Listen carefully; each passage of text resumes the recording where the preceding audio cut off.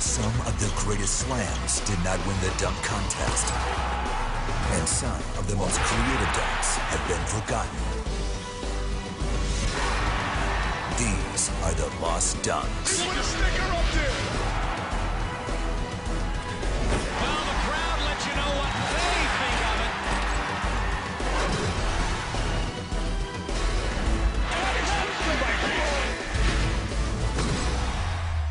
Hello, everyone, and welcome to the Lost Dunks presented by Geico. Michael Jordan, Dominique Wilkins, and Dwight Howard.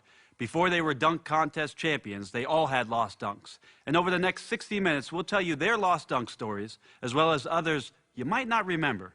So let's start it off with the man most associated with the slam dunk, and I don't mean Chris Anderson. Here we go. Can he do what he did in '76? Oh, Dot flying down the lane. The idea of soaring in the air, flying in the air is always, part of the grand scheme of things when you got hops. How far out can you jump from and not break your neck? First of all, you have to remember he got the crowd going by taking the ball, and he took his time walking back as far as what he was going to do. And every step he took, wait a minute, no, he's not going to do it. He's going to start way down there and try to take off. And the crowd just rose with him. And they were waiting. They were anticipating this dunk. You're not jumping from the top of the key. Free throw line is the measuring stick, and he set it, the bar is set, and no one's ever broken that measurement. Oh, and he hits it off the back of the rim. The impossible has happened. I'll never forget that second dunk in the finals by Julius. He goes to the windmill. We've seen the entire repertoire from Julius, and he misses the dunk, which is deadly. Yeah, maybe I got a little too excited for, 34-year-old. But it's still, it established something that is folklore in NBA circles and in basketball sports circles, that the slam dunk contest is a big thing, and it's a big deal. This is the last one for Michael Jordan. He feels the pressure. Here he goes. Oh, spectacular. A huge fan. I mean, him and Dominique Wilkins' dunk contest was just unreal for me. What I did was tried to write down the dunks. Didn't have a VCR where you can really stop it. You just have to wait till they replay it. So I tried to write down and memorize the dunks and then try to run out and hurry up and try them in the backyard. Well, Michael was the first guy to ever jump sideways. The Superman jump, most guys used to call it. And most guys jump 1 foot, or 2 feet.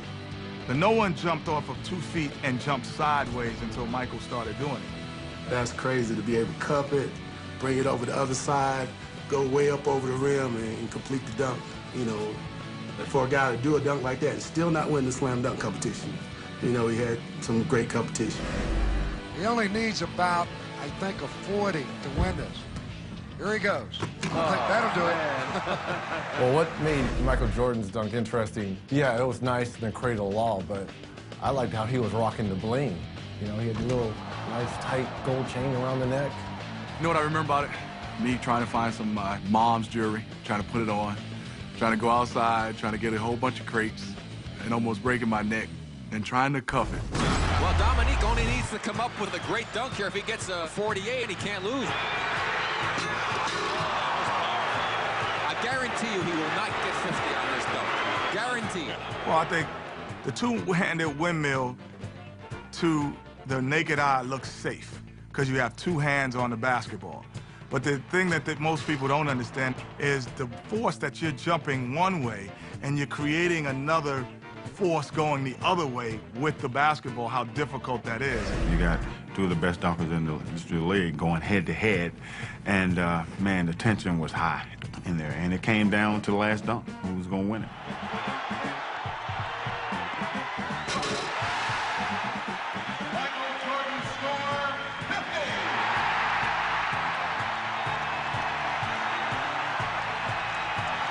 He got robbed. I don't care what anybody says, It was in Chicago. It was the one All-Star game I played on, and I was sitting right there. And there's no way Dominique did not win that dunk contest. Oh, it's a huge disadvantage. You know, Chicago is Jordan's town, you know, so, yeah, you got a disadvantage going in because, you know, he's like God in that city, so, but that's what makes it fun. Dominique versus Michael Jordan would never, ever be top because they were going dunk for dunk. Whatever it was, one was topping the other one. Kemp has moved up 95 feet away. A double clutch with a one hand, leaving from just inside the free throw line. Sean Kemp, well, power, funk. The thing about it, he was a foot inside. And if he would have started off from the free throw line, he still would have made it. Not only is he 6'10", but the way he contorted his legs and jumping almost from the free throw line. We've never seen a guy 6'10" be able to be that limber and make a dunk that tough in a while. What Kemp did was he made it like a hurdler, and he brought it back at the same time. So when it came back in the right hand, it mimicked his right leg going backwards. And, I mean, that's just an incredible dunk. That was my guy. He's supposed to win that. They just gave it to D. Brown because he did that crap. Man, you was supposed to win, Sean. You was supposed to win. You know I was right there going crazy for you. They burnt you. It means a lot to me. Even years later now, you look back at the dunk and you say, hey, yeah, the dunk was probably what I'll be known for. I tried to improve on all skills in my game, the all-around part, but the dunk will definitely go down as what I was known for. There's no way. Are you serious? Are you kidding me? And he's going to get it. Okay. Oh, no way. Oh, my goodness. He did that easy. First of all, let's start with it was a bad pass. So you had a bad pass by your point guard, and the rim is 11 feet. No, let me say that again. The rim is 11 feet. I would have been more impressed if he put up to 13, 14 feet. You know, again, like if he would have had some style and some flair with it, like if he would have windmilled it, then I would have been like, greatest dunker ever. Dwight Howard is the most athletic 7-foot guy in the history of the NBA. We've never had a guy who could jump like him. And to be able to jump 11 feet easily, too. You see, if you watch that, he's not even straining. You know, it'd be curious to me if he could dunk on a 12-foot basket. When I was in LA, they had a goal that was 12.5, and I dunked it. That was in my younger days. I was like 21. Seriously, if he can jump over Superman, he should win it. No, I told him, I said, just make sure you push off the back of my neck so you can actually get over me. Because, you know, if he would have just tried to jump over me, he probably wouldn't have did it.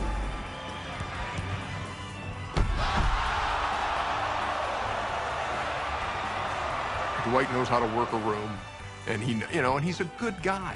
You know, it's not like in the midst of a contest he's going to shelter himself in the corner and I don't want to see the other guys dunk. I'm just going to come out and do it. Yeah, Nate asked him to be part of it, and I think part of Dwight was, I'd like to see if he can do this too. Whatever you need to have a successful dunk, go ahead and do it. You know, because that's what people want to see. They want you to have fun, you know. I remember Shaq told me, this is where you show people who you are right here. And I took that and ran with it. Coming up next on The Lost Dunks, presented by Geico, we'll take a look at the dunks which required a little help. And still to come, we'll find the best of the lost with our Slighted Six. People will remember his dunk because he named it, and it was a dunk that nobody really ever seen it before. And I tried it and damn near tore all my knee ligaments out.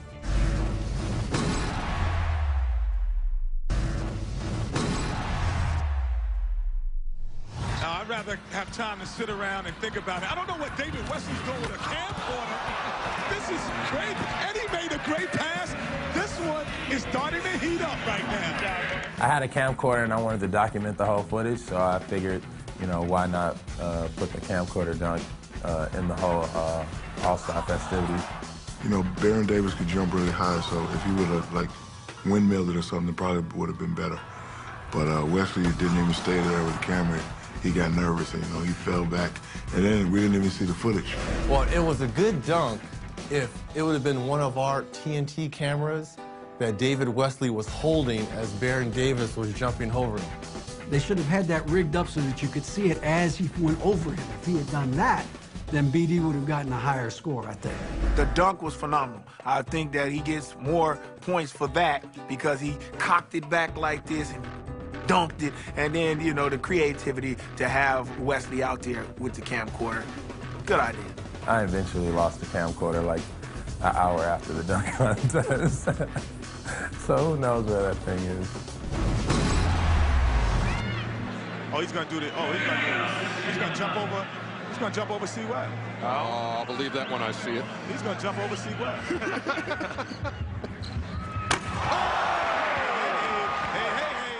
Well, then one year we had that dunk wheel where they had a spin and then you had to do something. Gerald Wallace got use your partner. Gerald has jumped over me many times in practice playing around, and I was just worried that I didn't mess up the pass. When most people are running, if there's something in front of them, they're looking down. But he has to catch the ball, then find the rim. That, to me, is what makes that dunk incredible. Now, it was a great build-up because C-Web's, what, 6'8.5", 6'9", and everybody thought, oh, wow, this is going to be great. I knew he could finish it, but the thing about it is you just see kind of transformation. It's kind of the old Dominique windmill, but he's actually catching it off a bounce. When Wallace went to jump over, C-Web was chicken, and he bent way down, and so actually the jump wasn't that spectacular. Then Webber stood up, and so a great idea by Gerald Wallace, but probably a better idea for C-Web to duck. If he gets this, it's going to be crazy. I like this. Oh, he got it. That's what a dunk contest is supposed to be. High degree of difficulty, use of props creatively. I like stuff like that because somebody put some thought into that before they went out there. Nobody has ever done that one. That's why that one stands out. Well, I was coming up with all different ideas of dunks. You know, I had all 360s, windmills, and I said, you know what? Aha, Steve Nash, soccer. Well, Maury actually came to me and asked if I would help him in the dunk contest and incorporate some of my soccer stuff into it. So, you know, I came up with the actual move, but, you know, it was his idea to have me involved, and forever grateful. I never thought I'd be in a slam dunk contest, so that was my route. Well, I thought Nash was supposed to be the one to throw it, so he throws it off the glass, and Nash headbutts it back. I'm out of my seat right there. They didn't even have to make the dunk. I will question and ask anyone if anyone could ever throw the ball, bounce it off your head, and for Amari to finish. By far the best dunk I might have ever seen with a tandem.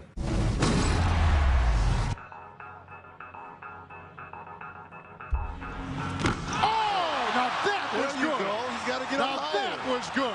He caught it off the back of the backboard and had to time it perfectly right and have the ability to catch it with one hand and don't hit your head on the back of the board. I mean, you had to, all that stuff had to factor in. I probably would have hit my head on the backboard. What made Rudy Fernandez dunk unbelievable, it wasn't in real time. When you step back and we watched it in slow motion, that's what made this dunk that much more remarkable. And the reason why they don't appreciate it, because it took forever. Because they botched it, they messed it up, they mixed it up, they couldn't get it right, they wrecked it, they kept trying.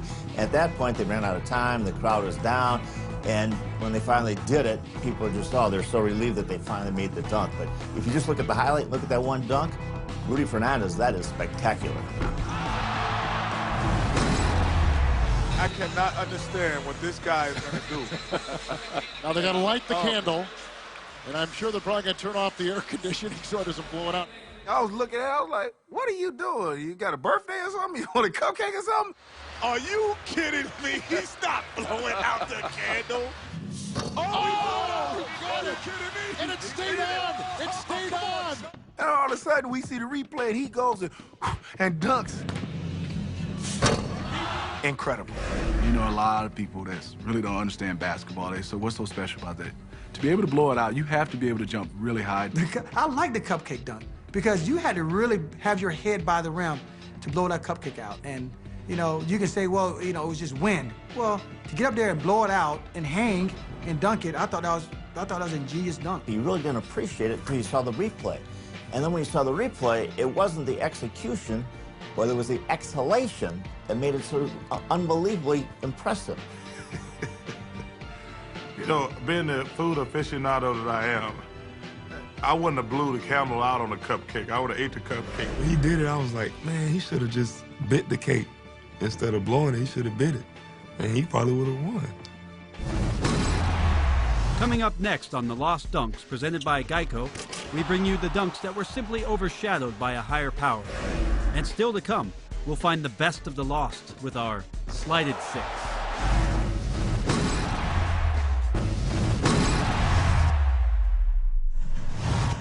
And I like him because he's always thinking about what he wants to do. Here it comes. Yes! Whoa! Yes! That's going to be hard to beat. Yes, it is. You know what made Larry Johnson's dunk impressive? Is just his swag. Larry Johnson, that was nice. What he did was a 360 Dominique style, rock the cradle and throw it down. See, a lot of people didn't know that he had a bad back.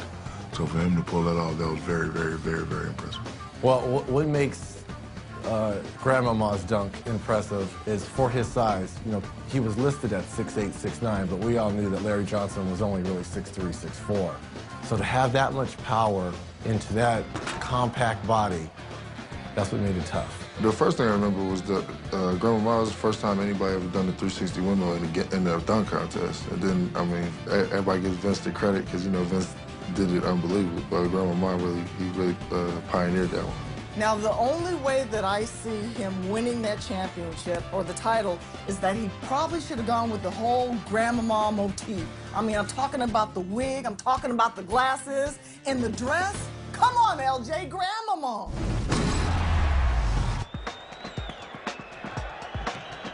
Goes for the second try. Over the chair. Oh, You had the little guy, Spud. You know, I was a new kid on the block. Neek was already have a dunk contest championship under his belt anyway. Woo! And Spud Webb comes through in the clutch. Take that, little guy. There was definitely a little separation between Neek and Spud. And we all knew that we had to come with it if we were going to do something. That's one of the reasons that I decided I had to put a chair in there. Gerald Wilkins in 1986, I was 14. It was kind of impressive because nobody was really dunking over objects at the time. Actually, funny thing about that dunk is I tried it the next day and I hit the chair and damn near broke my leg. I'm sure the general manager and coach are losing their mind because back then star players were in the dunk contest. It wasn't like role players or guys who were, you know, rookies. It was guys who were significant players on their respective teams.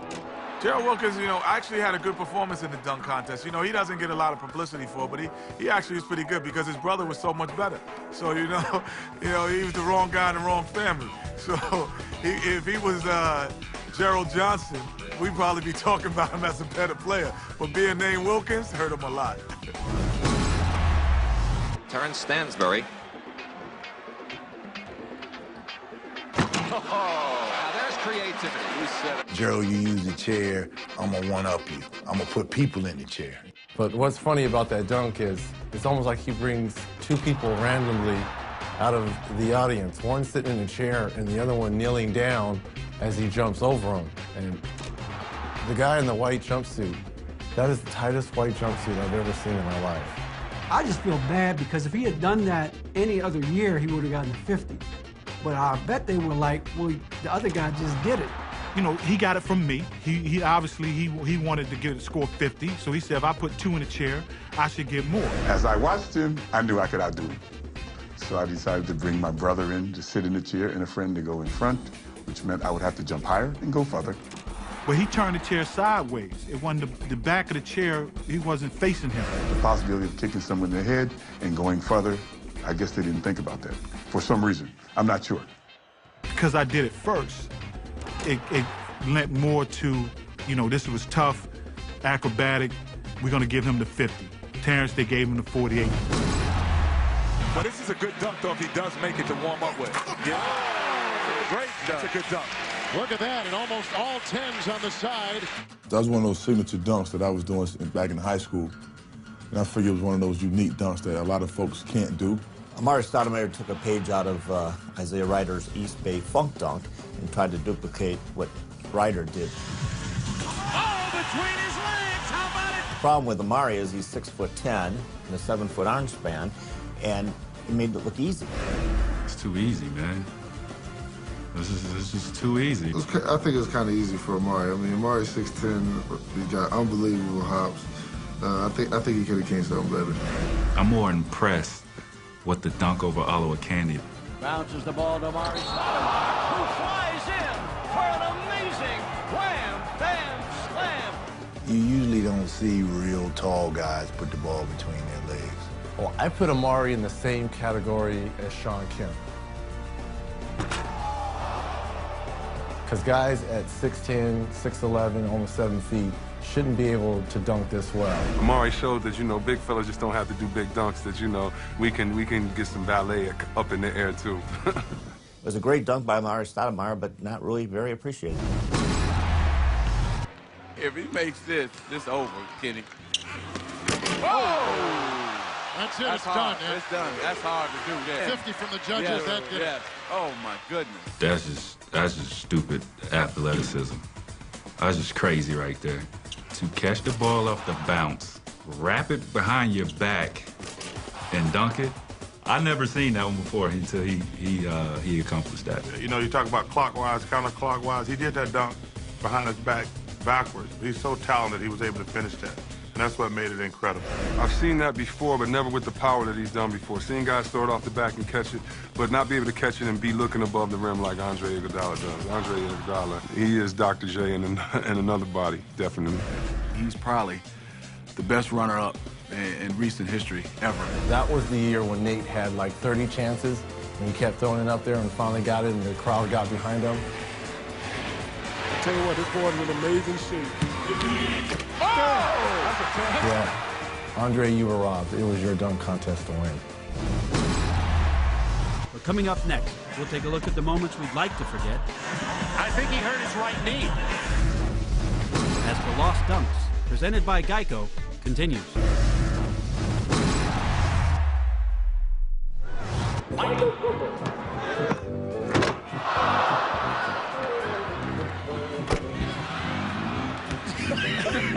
Hey, how many mulligans he get? Uh-oh. Oh! You're right. Now, if that doesn't wet your whistle, I don't know what will. Welcome back to the Lost Dunks presented by Geico. And in case you're wondering why I'm hosting a show on slam dunks, well, let's just say I'm kind of a big deal. Brent will always be cool with the brothers. For a white guy to win the slam dunk contest, that was pretty cool. All right, let's take a look back at the ABA Slam Dunk Contest from 1976. A man who can just about touch the rim from his tiptoes, the most dominating figure in the ABA at 7'2", Kentucky Colonel's Artis Gilmore. Don't you just love high definition? It's like you're actually there. Don't take off your warm-up top, Artis. Don't you know that nobody's lost a dunk contest when you keep your sweats on? I can vouch. This has to be the first time I've ever seen somebody go out, do the dunk with a sweat jacket on, but you were certainly sensational. I gotta stay warm. I don't got much of a body. Oh, sweet. He's going from the free throw line. Probably a good idea not to go from that free throw line, Artis. It's not that hard.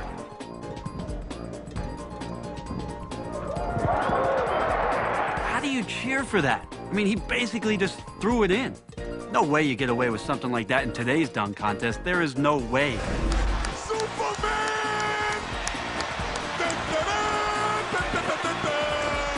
Still, the one silver lining from the 76 contest was the NBA making sure to never again invite a player taller than 7 feet. At 7'4", the sensational rookie from the Houston Rockets, Ralph Sampson. 7'4".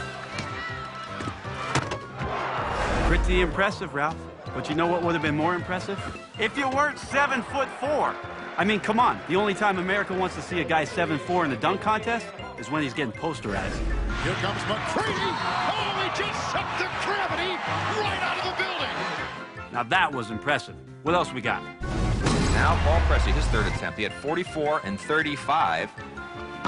Oh, again, just more or less kind of your basic cuff dunk. Whoa, whoa. What's this? Paul Pressey in a slam dunk contest? Don't you know that point forwards don't do slam dunk contests? Ain't that right, LeBron? Right now, I'm preliminary putting my name in the 2010 dunk contest. What is it with LeBron and decision?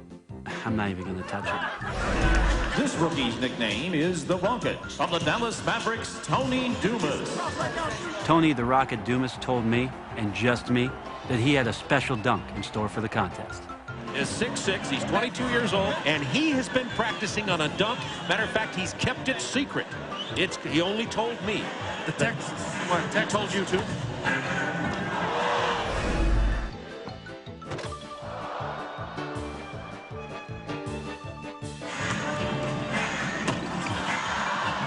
So young Tony Dumas is 0 for 3.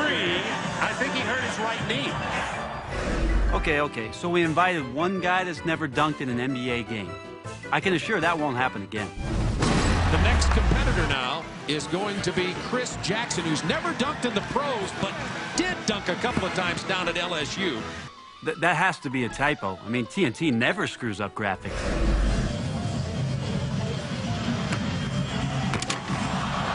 And the miss. Wake up, guys. This is the slam dunk contest. Isn't there one judge who's excited to be here? How do you feel about being a judge today, Martina? Well, I wish I could do one, but I think in my next life I would like to come back as a black basketball player. And remember, out of these 6 competitors, 3 will advance to the finals. 2 things you have time for. You got time to hydrate, you got time to think. Think about that first dunk. That's right. Hydrate and think. All right, 2 sips, 1 more, Alan. That's good. Perfect. Now think about it. Big first dunk coming up. And don't drink too much. Don't. Now that's too much. Off his head. Charles Barkley, give us your thoughts on Allen Houston. Well, I don't know if he's going to win, but that was the most original dunk I've ever seen. That little bounce off the head. Come on, Chuck. That dunk's easy. I can do it right now.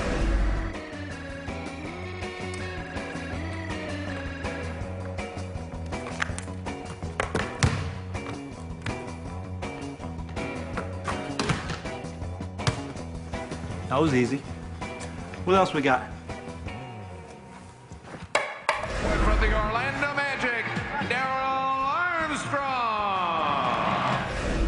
Well, Daryl's already worked up a lather, and he hasn't even attempted 1 dunk. He might want to load up on some Gatorade. Spanish League All-Star, and he has been tutored by none other than Shaq.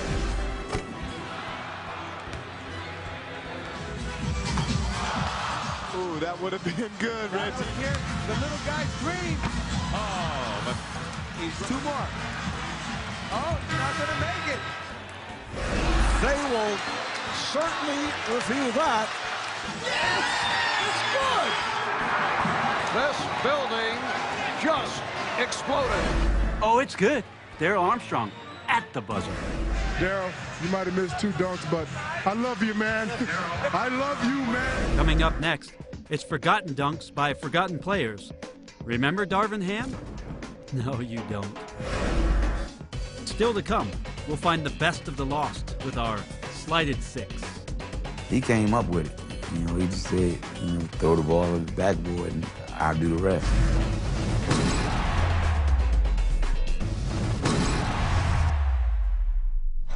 I mean, can you get as many of these as you want? Yeah, I don't know. It's tough. Good question. This one looks like a good one. Yes! Now, see, that's good. That's big time right there. That's creative. See? Well, I got the idea to do that dunk from Brian Shaw. So what he used to do on our layup lines in the World Games, he'd take the ball and he'd bounce it between his legs and let everybody else go dunk it. Because he couldn't jump, but he was a great passer. It's Kenny. I mean, of course he talks about being in the dunk. He talks about everything. Kenny Smith's dunk was terrible. That was the worst dunk in dunk history ever. It was a gimmick. Gimmick dunk. It was one of those senior videotaping win a contest dunks. But the positive thing is that hair is one of the worst hairdos in NBA history. You know, actually, it was pretty good. I mean, to throw the basketball, the timing of the bounce. And he didn't look over his shoulder. And, you know, people don't understand. Kenny had a lot of ups. Plus to the fact that he would hit it, turned around, dunked the ball. As you might appreciate this, he slapped backboard. Young guys don't slap backboard anymore. Kenny ended off with slapping the backboard. Dominique Wilkins over the underdog, the upstart, the upset-minded Kenny Smith from Sacramento. This is going to be his build-up dunk right here, Red. Remember, he just has 3. Oh! now that was tough. Darvin Ham went ham on that play right there. Touched the backboard, reverse 360. Ooh, sick. And it was like he reversed himself and went the other way. And I'm not sure how he found the rim again. That's a tough angle. Anytime you do a 360, you got great athletic ability, obviously, but you also have been able to hang in the air quite a bit of time. That dunk that Darvin Ham did is a great park dunk. Most backboards are either metal or they're wood. So when you slap it, it gives the effect and let everybody know what you did. See, Darvin Ham, if he did that in Rucker Park, oh, he would have got a 51. All right, Corey McGinney, a little flip. Oh, and he puts it down with help from teammate Quentin Richardson.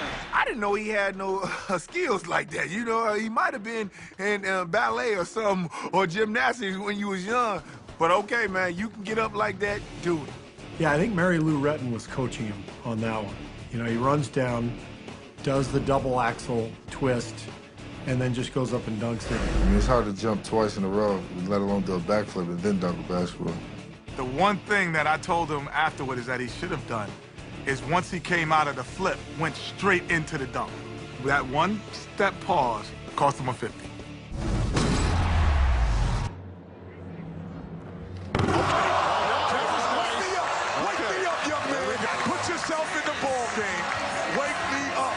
Well, DeMar DeRozan, obviously, he was a rookie. I think he was a little nervous going in, but he was up against a very small hurdle. Kryptonite, the two-time defending champ, he had his hands full. The difficult part was not for DeRozan, but it was actually for Weems, because he had to throw a perfect pass off the side of the backboard. When you're coming up at the rim, and the rim is right here on the side of the backboard, and you have to move away, to be able to concentrate, catch the ball, move out the way, and do it all at once, I think that's an underrated dunk. Yeah, that was a unique dunk because he threw the ball off the side of the backboard, and then was able to catch it, and then windmill. You know, that's one of those things you got to have great athleticism and also awareness on where you are.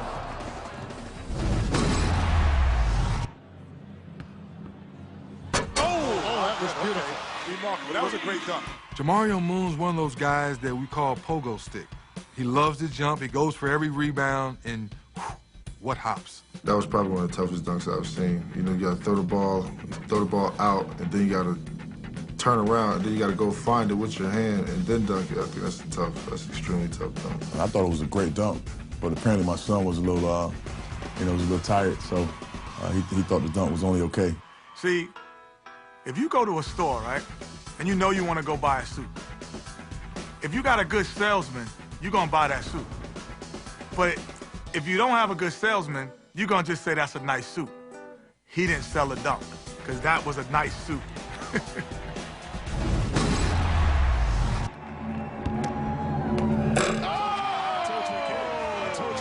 It was extreme nerve because I thought I was going to get hung. I got hung a few times. I did it in practice, and but when I got out there, just, you know, all the jitters goes away. And he has that perfect height. You know, that 6'6", 6'5", 6'7", that range, that's when you're the perfect height to make a dunk look sweet. He used that weak hand, somehow caught the ball back here, and then got up and dunked, and then just kind of stared at the crowd. And it was impressive. 7, maybe 8 people in the world that can do that dunk. The dexterity and the flexibility you need in your body to bring it around, and then to bring it back up, the hand size and strength, then the jump, 8 people at max. Everybody else got to just put on a Nerf hoop. Does not have to do anything extraordinary, but he does. Coming up next, we reveal the best that never were as the Lost Dunks, presented by Geico, continues.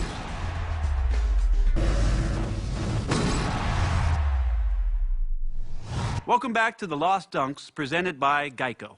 Well, we've saved the best for last. It's time to reveal the dunks which never quite made it to the top. Here are the slided 6. Now, Terrence Stansbury. First round, his first attempt, he had 34. Whoa! That's the Statue of Liberty. Statue of Liberty, 360. I owe my due to Charles Barkley, because obviously he couldn't be in the dunk contest in '85, which gave me an opportunity to be there. And I want to give a shout out to Charles for letting me have an opportunity to show what I could do in the NBA dunk contest, no question. Terrence is one of my favorite people because I got to know him when he was in college. and he was a very good NBA player. And he's a guy who was, I think why people remember him so much, I don't think he ever dunked in an NBA game. The Statue of Liberty dunk when he turns and does a 360 and the ball doesn't move, but only his body turns, I think was one of the greatest dunks, top 10 dunks of all time. So shout out to Terrence Stansbury. And there it is in slow motion, the 360 Statue of Liberty. I know I was the guy back in the day where, before I even did the Statue of Liberty 360, I kind of showed people what it would look like by walking and going through the motion. And I remember even looking at videos where some people were shaking their head. What is he doing? I think people remember his dunk because he named it, and it was a dunk that nobody really ever seen it before. And I tried it and damn near tore all my knee ligaments out. Statue of Liberty. I like it so far. Francis. Oh, you know, when you see it in fast motion, you realize don't get, you know, the full effect of what he did. And when you see it in slow motion, the way he cocked it back and almost touched his feet was pretty impressive, especially for a guy his height. For myself, you know, I was just going off a whim. You know, whatever came to my mind, I didn't come in with a plan or anything. I was just going out there, you know, listening to some of the other guys and just going out there just trying to dunks as you go. T. Francis probably would have won the dunk contest 8 out of 10 years. But he just got caught up in the matrix because it was Vince Carter. And here is Vince Carter with his first stop. Let's go home! Let's go home, ladies and gentlemen! Let's go home! Incredible. Unbelievable. I think he was probably the best dunker to ever dunk in a dunk contest. Oh, it was just ridiculous. I mean, he's one of the greatest dunkers, if not the greatest dunker of all time. You know, some of the dunks that he was doing was pretty unbelievable. Not only Vince Carter's performance stopped Steve Francis from winning, but it prevented Tracy McGrady from winning as well, too.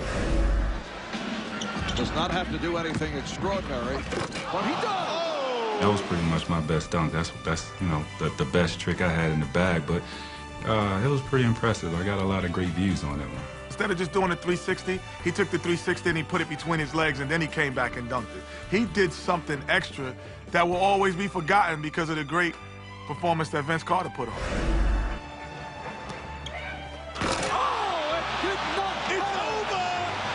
It's over, ladies and gentlemen. Going to my third one, once I got to between the legs, which I made up on the bench right before it was my turn, that's when I was like, it was over, and I was feeling good about myself then. I was right on the floor. I had a ball head. I think I had a gray jogger suit on right next to my man, KG. And I remember saying to him, I've never seen anything this ill in my lifetime. And he replied kind of in the same way. Tracy McGrady wasn't bad, but Vince Carter did a dunk that... Vince Carter did a video game dunk. So nobody is really going to remember the other dunks. In the sophomore rookie game, he leads this competition. That is freaky right there. That is freaky. Too many people can't really do that. I think he is right-handed, and he did that with the left hand. You know, you've seen guys come from the baseline and do it. He came from down the middle and did that with the left. That was pretty impressive. He just exploded like he was off a trampoline and just powered it home before you could even see what he did. And then you get to see it in slow motion going through the legs and using that left hand for a right-handed guy. It's a great dunk. You know, I said, well, if I'm going to do anything to kind of start it off on the right foot, I want to go ahead and make a statement early. And so, you know, that's what I pulled out, and I think the other stuff would kind of hold me in a good position. He was very creative with his dunks. I remember thinking, yeah, I think he's going to win this one because he's done very well. But then Jay Rich pulled it out. I mean, he came up with one at the end. That was something special.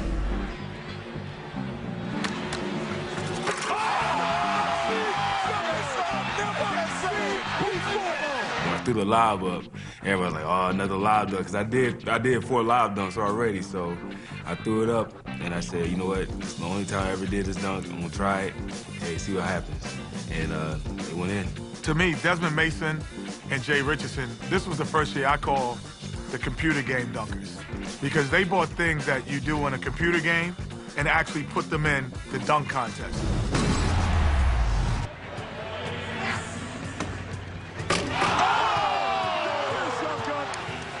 A perfect 50.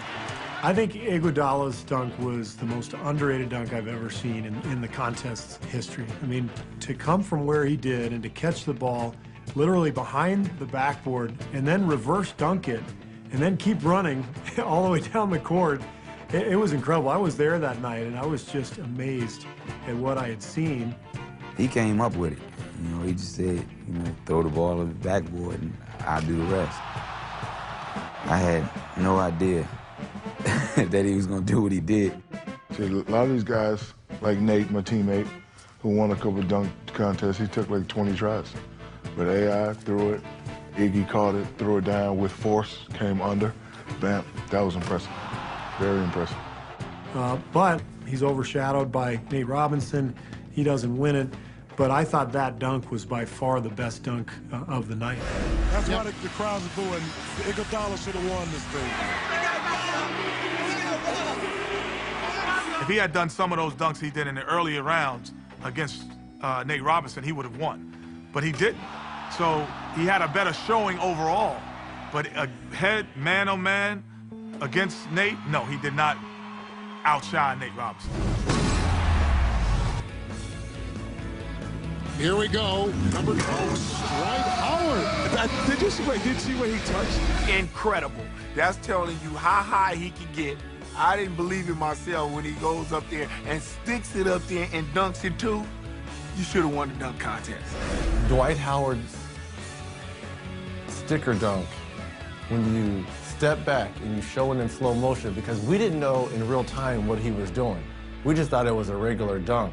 No, I really don't think they saw what I did, you know, until after I did it, you know, but I think sometimes big men get robbed in anything that they do because they think that it's too easy.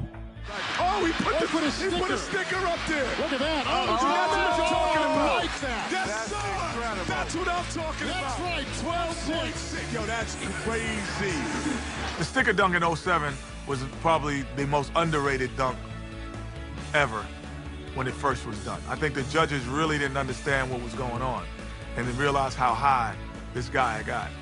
I should have did some more things too, but I wanted people to see how high I was before I put up a sign or anything like that. I just wanted people to see the smile though. That was the thing right there, the big cheese smile that I had. That's what I wanted to do.